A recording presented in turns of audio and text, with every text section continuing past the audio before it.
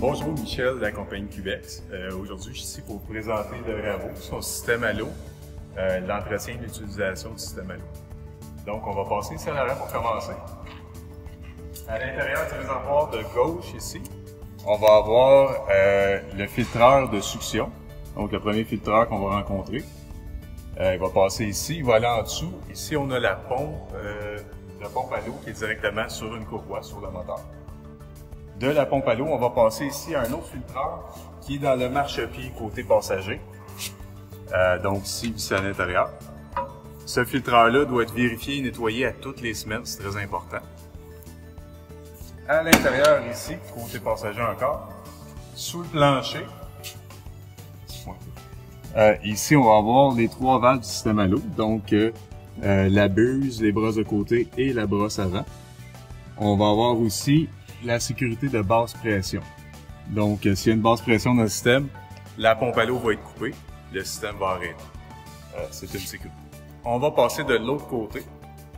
De l'autre côté ici, on va avoir le gauge à l'eau qui va nous indiquer le niveau.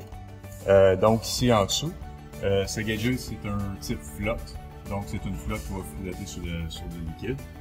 On a ici une sécurité pour la haute pression. Cette sécurité-là, dans le fond, va renvoyer l'eau du côté, ici, dans ce tank-là, si jamais tout est bouché dans le système, pour protéger le système. On va rentrer à l'intérieur, ici, pour expliquer les switches intérieurs. Donc, à l'intérieur, ici, on va avoir la première switch qui va être la plus importante. Une switch de 3 positions. On va l'envoyer vers le bas ici. C'est la switch pour le balayage. Donc, quand on est dans cette position-là, on est en mode balayage, on peut utiliser le système à l'eau. Celle-ci, centrale, le système à l'eau est activé. En bas complètement, on va avoir de l'eau dans la buse. Très important, ce switch-là, tout le temps vers le bas. On veut de l'eau constamment dans la buse qui mouille ou qui fasse n'importe quelle température à l'extérieur pour ne pas boucher les tubes qui sont sur la buse. Dans le fond, on veut une pression positive tout le temps dans ces tubes-là, pour pas que le matériel se mette à rentrer dans les tubes et les bouche pour le coup d'après. À côté ici, on va avoir les brosses. Donc, première position, les brosses vont tourner.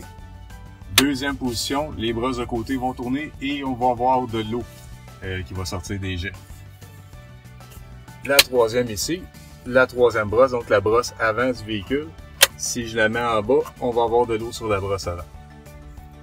Si jamais, advenant le cas que la valve de sécurité pour la basse pression s'active, cette switch-ci va se mettre à clignoter.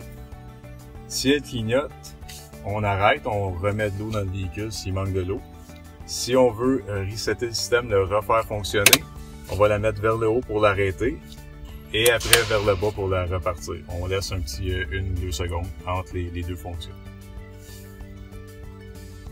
Dernière switch du système à l'eau, celle-là ici, la haute pression. Donc, si je mets celle-là on va avoir le fusil haute pression en fonction.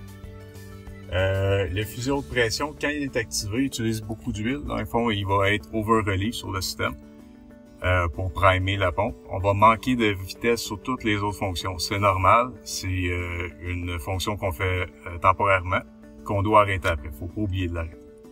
Merci beaucoup de m'avoir écouté. J'espère que ça vous a aidé. À la prochaine.